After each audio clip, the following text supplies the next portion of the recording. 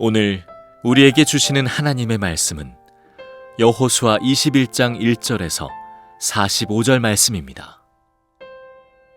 그때에 레위 지파의 족장들이 제사장 엘르앗살과 눈의 아들 여호수아와 이스라엘 자손의 다른 지파 족장들에게 나아왔다.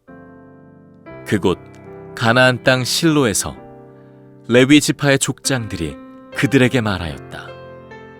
주님께서 모세를 시켜서 우리가 거주할 성읍과 우리의 가축을 먹일 목장을 우리에게 주라고 명하셨습니다. 그래서 이스라엘 자손은 주님의 명을 따라 그들의 유산 가운데서 다음의 성읍들과 목장을 레위 사람에게 주었다. 이와 같이 주님께서 이스라엘 백성의 조상에게 주시겠다고 맹세하신 모든 땅을 이스라엘 백성에게 주셨으므로 그들은 그 땅을 차지하여 거기에 자리 잡고 살았다. 주님께서는 그들의 조상에게 맹세하신 대로 사방에 평화를 주셨다. 또한 주님께서는 그들의 모든 원수를 그들의 손에 넘기셨으므로 그들의 원수 가운데서 어느 누구도 그들에게 대항하지 못하였다. 주님께서 이스라엘 사람에게 약속하신 모든 선한 말씀이 하나도 어긋남이 없이 그대로 다 이루어졌다. 아멘. 하나님의 말씀입니다. 우리가 살다가 어떤 어려운 일을 만날 때 항상 기억해야 될 것이 하나님은 반드시 피할 길을 여시고 어떤 시험도 이기게 하신다는 것과 또 하나 항상 하나님께 인도하심을 구하라 하는 것입니다. 저는 오늘도 여러분들에게 여러분이 있는 지금의 형편과 처지가 어떠하든지 우리가 항상 점검해야 될 것은 하나님과의 관계가 좋은가 하는 것입니다. 어떤 분들은 참 형편이 좋아 보이는데 주님과의 관계는 무너져 있는 분도 있고 어떤 분들은 말할 수 없는 시련 가운데 사시는 것 같은데 하나님과의 관계는 어느 때보다도 좋은 분들이 있습니다. 여러분은 어느 쪽을 택하시겠습니까? 우리가 항상 분별해야 할 것이 하나님과의 관계입니다. 하나님과의 관계에서부터 우리의 미래가 결정이 되기 때문에 그렇습니다. 이스라엘 백성들이 가나안 땅을 점령하고 이제 그 땅에 정착할 즈음에 하나님이 두 가지를 하게 하셨는데 하나는 도피성을 세운 겁니다. 살인자의 생명도 귀하게 여기라. 그래서 도피성을 가나안 땅 전역에 6군데 성을 세우게 하시고 두 번째 하신 것이 레위 지파를 위한 성읍을 각 지파의 땅에서 48성읍을 세워서 레위 지파가 살게 하신 것입니다. 이건 애초에 하나님이 모세에게 명령한 것입니다. 근데 레위 지파 족장들이 이스라엘 각 지파가 자기들에게 줄 성읍을 허락하지 않으니까 요구했어요. 하나님의 말씀대로 우리에게 성읍을 주십시오. 2절 말씀을 한번 보겠습니다. 주님께서 모세를 시켜서 우리가 거주할 성읍과 우리의 가축을 먹일 목장을 우리에게 주라고 명하셨습니다. 그래서 여호수아가 그리고 제사장과 각 지파의 족장들이 하나님의 말씀대로 레위 지파에게 성읍과 땅을 내어주게 됩니다. 근데 한 가지 궁금한 마음이 듭니다. 하나님께서 분명히 레위 지파의 기업이라고 하나님이 기업이라고 그렇게 말씀하셨거든요. 그러면 레위 지파의 성읍과 그들이 양을 칠 땅은 하나님이 주셔야 하잖아요. 그런데 이스라엘 각 지파로부터 레위 지파가 살 성읍과 그리고 땅을 내어놓게 그렇게 만드신 이유가 뭘까? 만약에 정말 레위 지파도 살아야 될 성읍이 있고 그들에게도 양을 칠 들판이 필요하다면 애초에 땅 배분할 때 레위 지파 몫으로 땅을 제비 뽑아서 한 몫을 주면 간단하게 끝날 일 아닙니까?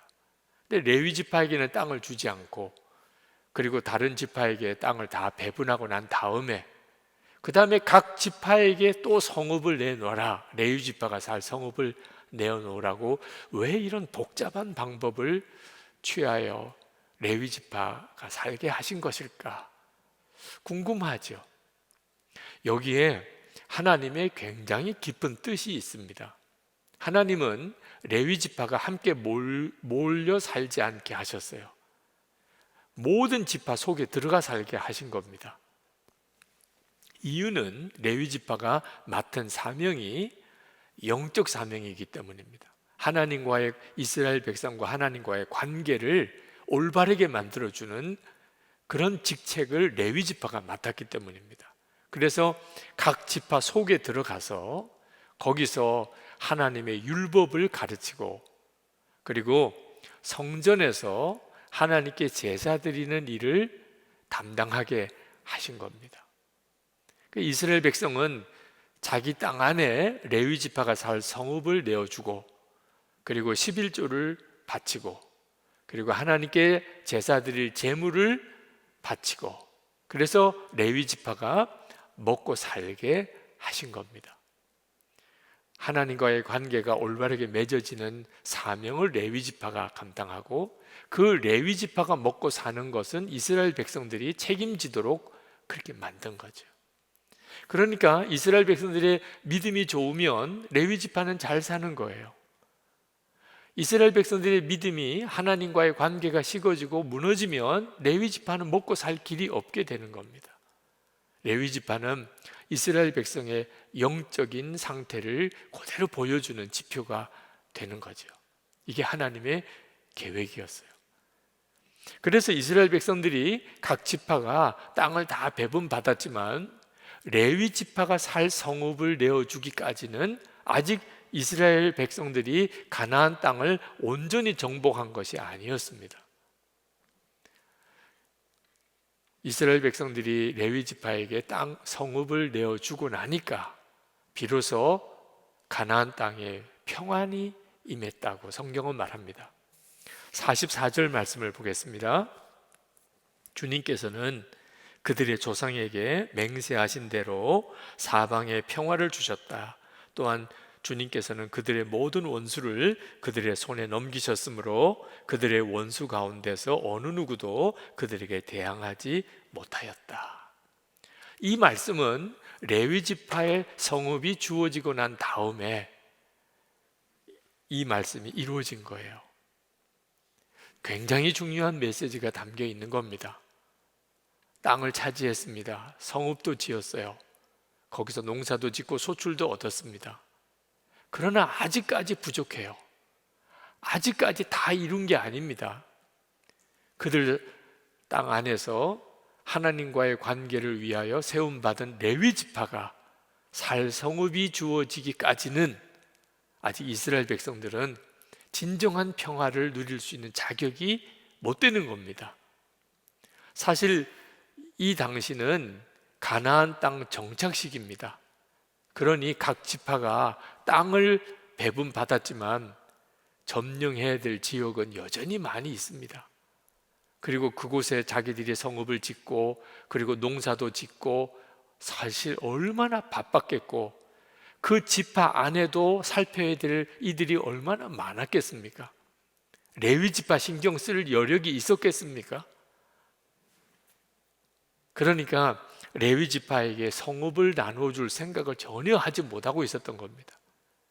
레위 지파는 자기들에게 분명히 하나님이 성읍을 각 지파에서 내어주라고 해서 기다리고 있는데 도무지 자기들에게 성읍을 줄 생각을 하지 않으니까 제사장과 여호수아에게 찾아와서 자기들에게 성읍이 주어져야 되지 않느냐, 하나님의 명령이지 않느냐 하고 요구하게 됐고, 그래서 이스라엘 백성들이 그게 하나님의 뜻인 것을 그들도 알고 레위 지파에게 성읍을 나눠주게 된 겁니다.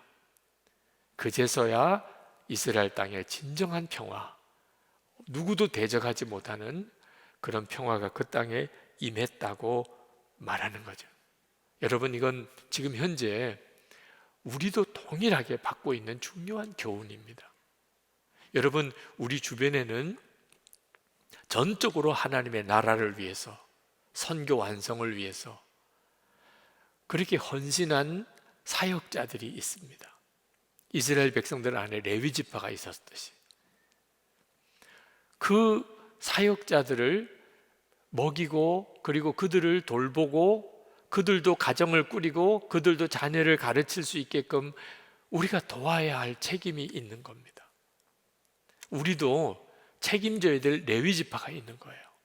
만약에 우리가 그 하나님 앞에 전적으로 헌신한 그런 사역자들을 잘 돌보지 못하면 그들은 자기들의 사명을 감당할 수가 없게 됩니다.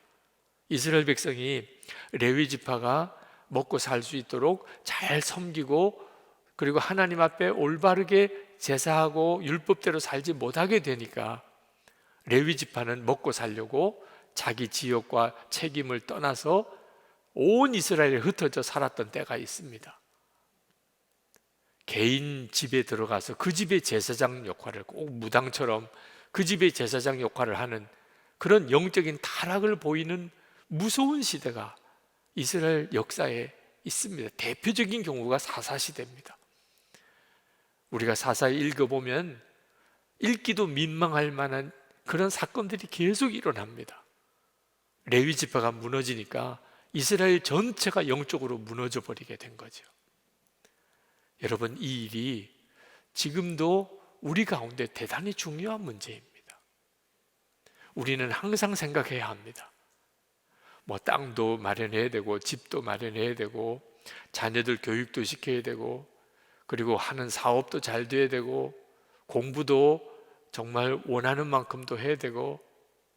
그러나 여러분, 우리 주변에 하나님의 일을 위해서 전적으로 헌신한 그런 사역자들이 잘 살고는 있는지, 그들에게 불편한 것이나 모질함은 없는지 함께 생각하지 않으면, 그러면 영적인 모든 사역은 다 무너지게 되는 거죠.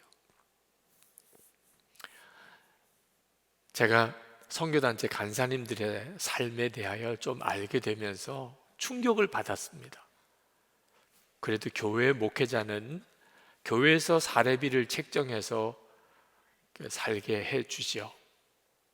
그런데 선교단체 간사님들은 그런 생활비를, 월급을 주는 데가 없습니다. 그들은 그저 통장 하나, 계좌번호 하나 가지고 있는 거예요. 거기에 후원하시는 분들이 헌금을 보내주면 그걸로서 그만큼 한 달을 사는 거예요. 세상에 이렇게 불안정한 생활이 어디 있습니까? 아니, 똑같이 하나님을 위해서 헌신한 사람인데 어떻게 선교단체 간사님들은 이렇게 살아야 하는 겁니까? 그런데 예수전도단 창립을 하신 로렌 커닝햄 목사님의 책을 읽으면서 이것이 그 선교단체가 그렇게 강력한 사역을 하는 비밀이었구나 하는 걸 깨달았어요. 그 로렌 커닝햄 목사님이 이렇게 말씀을 하셨어요. 하나님께서는 왜 이렇게 일하게 하시는가?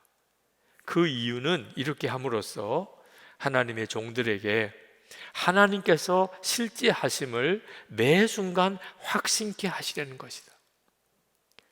여러분, 한번 생각해 보세요. 오늘 필요한 게 있습니다. 근데 내게는 정해진 월급을 주는 데가 없어요.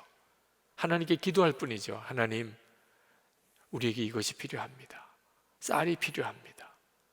우리에게 지금 기름이 필요합니다. 아이를 학교를 보내야 됩니다. 그런데 후원 통장에 그 감당해야 될 것이 입금이 되었어요. 자, 이 일이 계속 매일 매월 일어나고 있어요. 그러면 그 사역자의 믿음은 정말 놀라웠게 세워지게 되는 겁니다. 하나님만 믿으면 되는구나. 주님이 다 공급하시는구나. 어떤 환경과 어려움 속에서도 두려움이 없습니다. 로렌 커닝햄 목사님이 이렇게 고백해요. 예수 전도단 사역자들은 이렇게 사는 훈련을 받았기 때문에 라틴 아메리카, 남미의 그 공산주의 사상에 물든 이들, 유럽의 그 지성인들의 무신론 사상 앞에, 중동의 그 위험한 그런 형편 속에서도 그들은 당당하게 하나님 살아계심을 확신하고 복음을 전하는 사역을 감당할 수 있었다는 거예요. 여러분, 우리가 어떤 사역자를 돕는 일은 너무너무 중요한 하나님의 계획인 것입니다. 때때로 목회자나 선교사님이나 선교단체 간사님이나 이렇게 후원하는 일이 부담스럽게 느껴질 때가 있으실 거예요. 아니, 나 먹고 살기도 쉽지 않은데 아니 그분들까지 책임지라는 거야. 제가 신학교에 들어가게 되었을 때 동생들과 함께 이렇게 만난 적이 있습니다. 그때 저희 동생들이 그런 말을 했어요. 형이 이제 신학교 가면 목사가 될 텐데 형은 절대로 교회에서 주는 월급 받지 마. 우리가 벌어서 형 생활을 책임져 줄게. 그리고 형은 정말 당당하게 목회해. 절대로 교인 눈치 보지 마. 그때 동생들 이야기 들었으면 큰일 날 뻔했어요. 그때는 참 철이 없어서 아버님 어머님이 왜 저렇게 힘들게 사시나, 월급이 교회에서 나오니까 교인들 눈치 보느라고 저렇게 힘드시구나. 그 어릴 때 철없을 때 그 목회자 자녀들의 생각이에요. 그러니까 목회를 하더라도 생활비는 우리가 다 책임질 테니까 월급 안 받으면 마음껏 하고 싶은 설교 다 할 수 있는 줄 알았어요. 알고 보니까 그게 아니었습니다. 하나님께서 교회와 성도들의 공급함을 통해서 목회자가 살게 하시는 것은 놀라운 하나님의 계획이 있는 것이었어요. 목회자가 교회와 성도들이 공급하는 것을 통해서 살면서, 그리고 그 목회자는 교우들을 위해서 축복하고 복된 삶을 사는 말씀을 가르치는 일에 전념하면, 그러면 교우들이 그로 인해서 복을 받게 되는 거예요. 성도들은 목회자를 섬기고 목회자는 하나님께 축복하고 하나님은 성도들의 삶을 복을 주시는 것이 하나님의 계획이었던 거예요. 제가 교회에 건축하는 상황에서 건축 헌금을 드려야 되는데 사실 무슨 모아둔 헌금이 따로 있는 것도 아니지 않습니까? 아내와 그 문제로 기도하다가 성도들에게만 건축 헌금을 작정하게 할 수는 없지 않은가. 그래서 1년 동안 교회에서 주시는 사례비를 다 건축 헌금으로 작정하고 살았던 때가 있습니다. 도무지 어떻게 살 수 있을까 막막했지만 그 방법밖에는 없으니 그렇게 살았던 적이 있습니다. 그리고 1년을 잘 살았어요. 근데 그때 교인들과 저희 목회자인 제가 정말 뜨겁게 하나가 되는 해가 되었습니다. 이게 하나님의 놀라운 하나님의 계획이구나.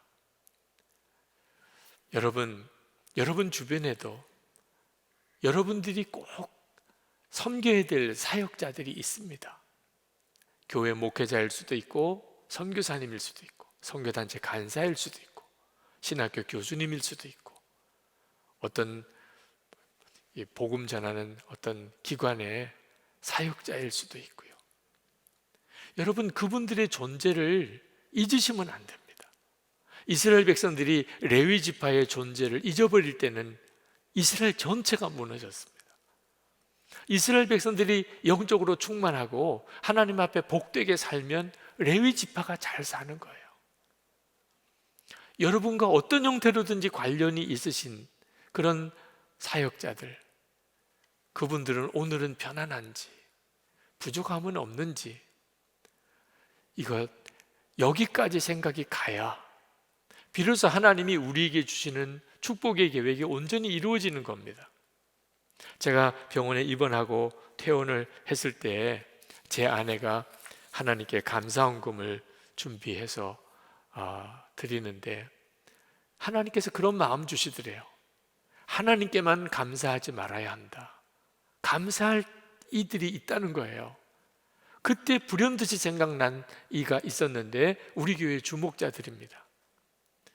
사실 그분들은 뭘 우리에게 해줄 수 있는 게 있어요?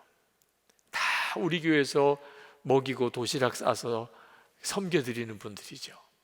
근데 그분들 중에 이 교회 담임 목사님이 아주 몸이 많이 안 좋으시다고 하더라. 그래서 기도 모임을 가지셨다는 거예요. 저를 위해서 기도해 주시는 기도 모임을.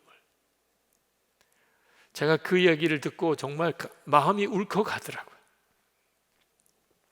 여러분, 이 주목자들의 기도가 대단히 중요해요. 그분들은 아무것도 사실 갚을 길이 없는 분들이시죠. 그래서 하나님이 갚으시는 거예요. 그 주목자들의 기도가 아마 하나님이 저를 다루시는 가장 놀라운 축복의 통로였을 거라고 저는 그렇게 믿습니다. 목회자들이 그와 같은 역할을 하는 겁니다. 여러분들이 보시기에는 별 볼일 없는 존재 같아 보여도 하나님께 축복하는 역할을 감당하는 그런 사역자들, 하나님, 저분이 나에게 너무 고맙게 합니다. 하나님께서 저에게 복을 주세요. 여러분, 이렇게 하도록 하나님이 만드신 거예요. 목회자에 대한 좌절, 실망이 있으셔서 어떤 사역자나 목회자를 돕는 일에 대해서 마음을 닫고 계신 분이 있을 수 있습니다. 그러나 꼭 기억하셔야 됩니다. 목회자들이 무너지고 선교사님, 사역자들이 살 길이 없어지면 그러면 어떤 일이 벌어지게 될까요? 우리 한국교회의 미래는 어떻게 될까요? 지금 신학교회 신학생들 지원자 수가 격감하고 있답니다. 이제는 정원도 채우지 못할 정도가 되었대요. 이유는요, 별로 매력이 없으니까요. 여러분, 그 결과는 어떻게 될까요? 하나님 앞에 제대로 헌신된 전임 사역자들이 적어지면 한국교회는 무너지는 거예요. 여러분의 자녀들, 여러분의 후손들의 영적인 돌봄은 누가 해주나요? 작은 교회 목회자들 소중합니다. 동네 작은 교회가 살아나야 한국교회가 살아요. 그분들의 삶은 어떨까요? 신학생들, 어려운 가운데 신학교를 지원한 이들, 우리가 섬겨야 합니다. 선교단체 간사님들, 선교 현장에 나가 있는 선교사님들, 그들이 살 수 있어야 합니다. 누구를 통해서 그들을 먹이고 살리시죠? 우리입니다. 우리가 그분들을 위해서 섬기는 일은 곧 하나님이 공급하시는 것과 같고, 그분들을 통하여 하나님이 주시는 복은 섬긴 우리들이 다 누리게 되는 거예요. 레위 지파의 존재는 이스라엘 백성들의 하나님과의 관계를 보여주는 것이었습니다. 그래서 우리가 꼭 또 기억해야 될 것은 우리 주변에 있는 사역자들을 잘 섬겨야도 하지만 우리 자신의 주님과의 영적인 관계가 항상 충만해야 한다는 겁니다. 여러분, 요즘 하나님과의 관계는 좋으십니까? 오늘 말씀이 주시려는 가장 중요한 교훈이에요. 이스라엘 백성들의 하나님과의 관계는 항상 좋은가? 레위 지파를 보고 안다는 겁니다. 우리도 마찬가지예요. 여러분, 기도와 말씀 묵상과 주님과 온전히 동행하는 삶을 요즘 충만하게 살아가고 있으십니까? 형편과 처지가 어떠하든지 주님이 함께 계심이 믿어지니 두려움도 염려도 없는 그런 담대함이 있으십니까? 그 점을 항상 확인하고 살아야 합니다.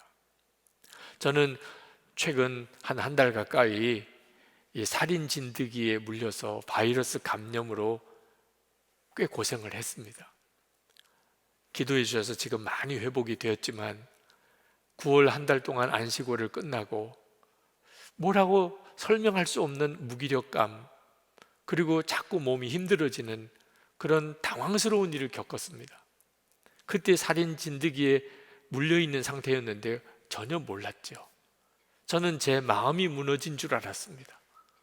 그렇지 않다고 그렇게 생각하면서도 제가 저 자신에 대해서 이제 은퇴를 앞두고 있는 것 때문에 또 앞으로 이렇게 늙어가는 것으로 인한 두려움, 그것 때문에 어쩔 수 없이 나도 이렇게 마음이 무너진 건가? 한동안 참 혼란스러웠습니다. 근데 그때 9월 29일이에요. 지금은 저에게 있어서는 그날은 대단히 중요한 날입니다. 수요일이에요. 그때 하나님께 그 문제를 기도하고 있었어요. 하나님, 제가 몸이 좀 이상합니다. 아마 제 마음이 무너져서 그런가요? 저는 주님이 저와 함께 계시는 것을 분명히 믿는데 제가 왜 이렇게 힘들지요? 그때 주님이 너와 나는 온전히 하나인 것을 분명히 믿으라. 분명히 고백하라. 그것을 분명히 결론 삼으라. 그런 마음을 아주 강하게 주셨어요. 그래, 몸은 힘들고 나도 솔직히 앞날이 만만치가 않지만 주님이 나와 함께 계시잖아. 그래서 그날 일기를 썼어요. 우리 함께 일기를 나누시는 장로님들, 목사님들은 아마 그 일기를 그날 보셨을 겁니다. 오늘이 제가 다시 한번 영적으로 새로워진 날이라는 마음이 강하게 든다. 실제로는 특별한 일이 일어났다고 할 수 없습니다. 아니, 몸과 마음은 너무나 힘이 듭니다. 그러나 주님은 오늘이 특별한 날임을 고백하라, 외치라는 마음을 주십니다. 오늘이 영혼의 밤이 지난 날, 영적으로 새로워진 날, 주님과 온전히 연합한 날, 주님과 새로운 삶을 다시 시작한 날이라는 것입니다. 주님은 언제나 그날을 준비하고 계셨습니다. 그제도 어제도 오늘도 주님은 언제나 준비되어 계셨습니다. 지난 안식월 기간 중에도 내내 그리하셨음을 깨달았습니다. 이제는 제가 믿음으로 오늘이 그날임을 고백하여야 할 때인 것입니다. 어떤 특별한 일이 일어났기 때문이 아니라 주님께서 그렇게 하시기 원하시니 믿을 뿐입니다. 2011년 9월 29일 수요일, 이 날은 제가 다시 한번 주님 안에서 새로워진 날입니다. 기도하면서 고백하고 또 고백하고 외치고 또 외쳤습니다. 사실 그날 이후로 며칠 동안 주님 9월 29일, 저는 주님과 온전히 연합한 날입니다. 저는 주님 안에, 주님은 제 안에 계십니다. 힘들고 도무지 몸을 주체하기 어려울 때도 계속 고백하고 외쳤어요. 그리고 제 아내가 제 무릎 뒤에 진드기가 붙어 있는 것을 발견하게 된 것. 그리고 급히 병원에 응급실로 가고, 그리고 참 힘든 치료 과정을 거쳤지만 하나님께서 저를 이렇게 회복시켜 주셨어요.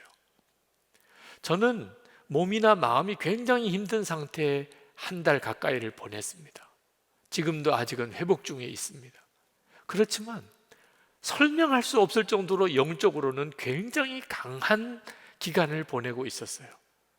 주님과 온전한 연합을 계속 선포하고 고백했었습니다. 저는 하나님께서 제가 겪어야 될 상황이 참 심각하니까 저를 영적으로 더 강하게 붙들어 주시고자 하셨던 것이라고 고백합니다. 여러분, 주님과 관계가 분명해지면 어떤 형편과 처지에서도 반드시 이겨냅니다. 지나고 나면 그것이 놀라운 간증이 됩니다. 근데 문제는 그렇게 주님과의 관계, 영적으로 하나됨을 혼자 힘으로 이렇게 유지해내기가 쉽지 않을 때가 있다는 겁니다. 그래서 우리에게 주님과 온전히 동행하는 성도들의 교회 공동체가 필요한 거예요. 우리가 예수 동행 속회를 만들고자 하는 것, 에녹 프로젝트로 다시 한번 주님과 동행하는 성도들을 일으키자고 하는 이유가 있는 거예요.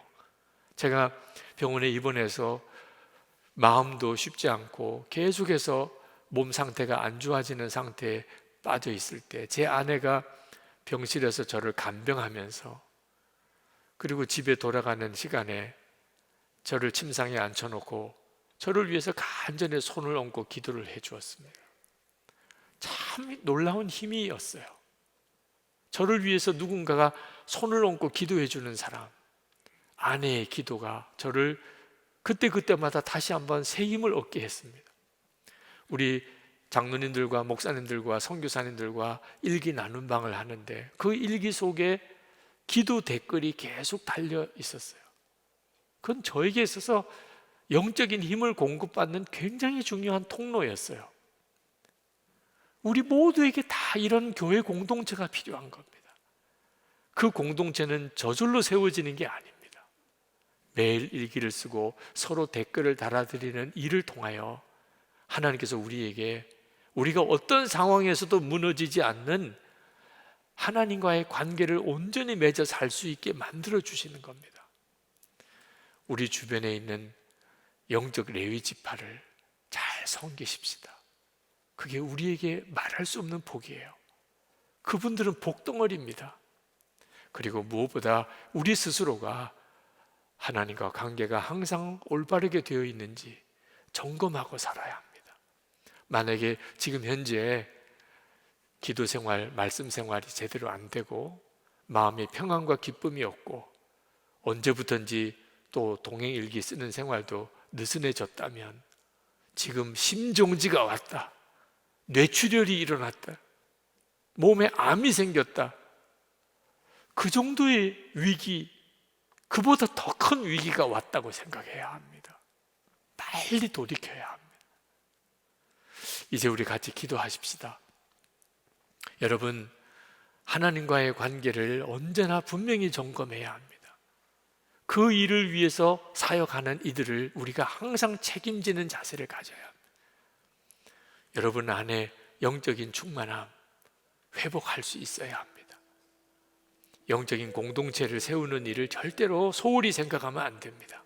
주여, 주님과의 온전한 관계가 오늘 회복되기 원합니다. 여러 가지 힘들고 어려운 일이 많지만 주님 붙잡는 일만큼은 오늘 제가 분명히 결단하겠습니다. 나는 죽고 이제는 예수님으로 삽니다. 주님과 나는 온전히 하나입니다. 우리 다 같이 담대하게 하나님 앞에 기도하십시다.